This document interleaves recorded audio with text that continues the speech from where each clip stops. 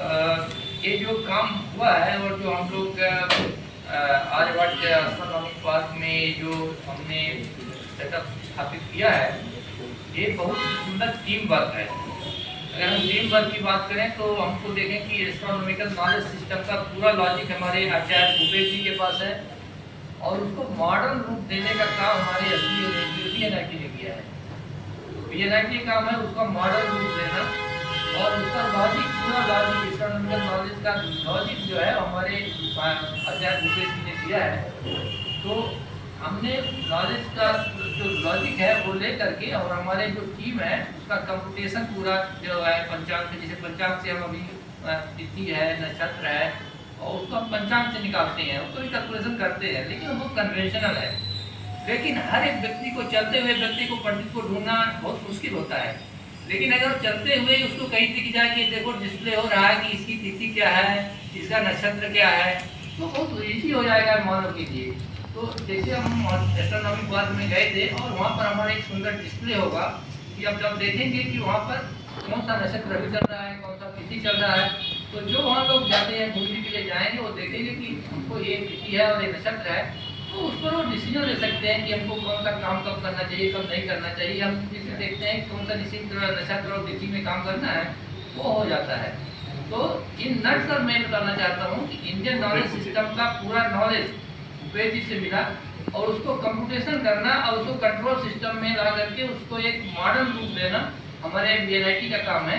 और हमारे उसके जो लीडरशिप का पूरा काम किया है हमारे दिलीप पेड़े सर ने किया है और ये बहुत अच्छे से बन गया है हमारा सिस्टम। इसी तरह से हमारे बहुत सारे जो इंडियन नॉलेज सिस्टम का जो चीज़ें हैं वो बहुत सारी हमारी परंपरा में पड़ी हुई है। उस परंपरा को अगर हम उसको मॉडर्न सिस्टम लाना है तो हमको पुराने नॉलेज को, हमको मॉडर्न जो हमारे जो कंप्यूटेशन है, कंट्रोल सिस्टम है, उसको साथ लाना पड़ेगा और हम जनमानस तक उसको हम बड़े आराम से पहुंचा सकते हैं।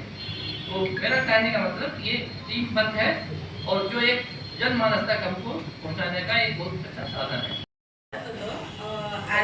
पंचांग वगैरे या पद्धतीने आम्ही त्याला कॅल्क्युलेट केलेलं आहे। आमचा एक अल्गोरिदम आहे, तर सेम जे पंचांग कॅल्क्युलेट करतात त्याचा मी एक अल्गोरिदम बनवलेला आहे आणि त्या अल्गोरिदमला स्टेपर मोटरनी आम्ही त्याला म्हणजे तिथी आणि नक्षत्र दाखवतो आहे क्लॉकवर। तर त्याच्यासाठी जी कंट्रोल सिस्टीम डेव्हलप केली गेलेली आहे ती इलेक्ट्रिकल डिपार्टमेंटमध्ये राजेश्री मॅडम आणि अश्विन लबाळे सरांनी केलेलं आहे। तर कन्सेप्ट हा आहे की पंचांगमधनं तुम्हाला नक्षत्र आणि तिथी कॅल्क्युलेट करण्यापेक्षा आम्ही एक कम्प्युटिंग सिस्टीम बनवलेली आहे तिथे आर्यभट्ट पार्कमध्ये आणि त्याच्यात मोठे मोठे 2 असे डायल्स लावलेले आहेत। तर सन आणि मूनची पोझिशन आम्ही रीड करतो आहे आणि ज्या कॅल्क्युलेशन्स आहे तिथी आणि नक्षत्रासाठी त्या कॅल्क्युलेशन्ससाठी आम्ही एक प्रोग्राम बनवलेला आहे। आता हा प्रोग्राम काय करतो की आपल्याला एक्झॅक्टली तिथी आणि नक्षत्र कॅल्क्युलेट करून देतो। पण आता याला डिस्प्ले कसं करायचं, तर डिस्प्ले करण्यासाठी आम्ही कंट्रोल सिस्टीम यूज केलेली आहे। तर त्या कंट्रोल सिस्टीममध्ये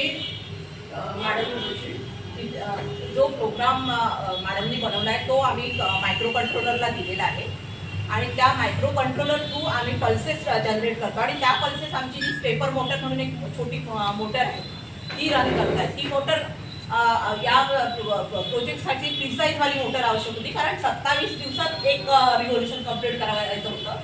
तर त्याच्यासाठी आम्ही एक स्पेसिफिक मोटर डिसाईड केली, ती स्टेपर मोटर आहे। त्याला जेव्हा पल्सेस दिले जातात तेव्हाच ती फिरते आणि त्याप्रमाणे तो पॉइंटर घुमतो।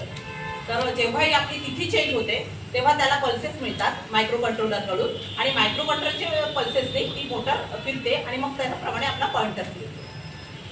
आणि म्हणजे आम्हाला हे म्हणायचं आहे की आमचं जे प्रोजेक्ट आहे त्याचे सायलेंट फीचर्स आहेत काही।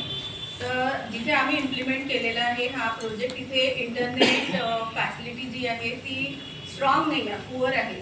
पण ऑफलाईनमध्ये पण आमचा प्रोग्राम अगदी व्यवस्थित रन होतो आणि एक्झॅक्ट कॅल्क्युलेशन्स पण exact point two point calculations आहे।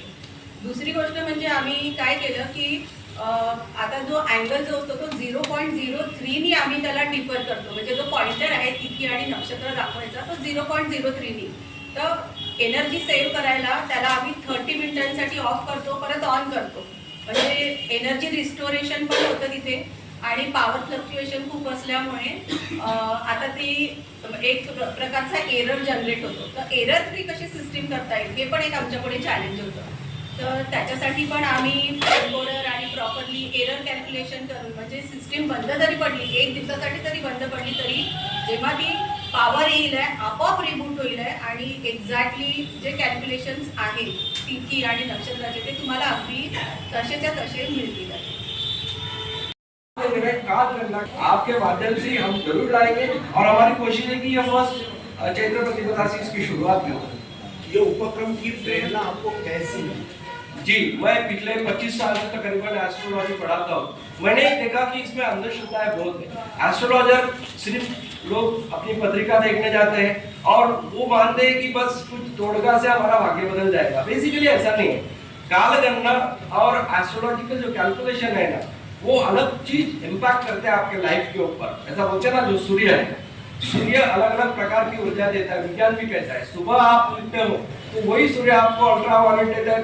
जो डूबता सूरज है वो इंफ्रारेड आपको देता है. तो इंफ्रारेड से हमारे ऑरा डिस्टर्ब होते हैं. बेसिक चीजें एस्ट्रोनॉमी में बहुत अच्छी बताई गई, जैसे अभी कोजागिरी पूर्णिमा गई. तो ये साइंस है, लेकिन साइंस के तौर पे उसको परोसा नहीं गया. ये देखते हुए मेरे को लगा कि मैं इतने साल से पढ़ा रहा हूँ, कोई तो चीज ऐसी लोगों के सामने लाना चाहिए जो एस्ट्रोनॉमिकल कैलकुलेशन के माध्यम से. और ये वाकई साइंस है. ये मैं तो कह सकता हूँ, आप उसके साक्षी बनिएगा.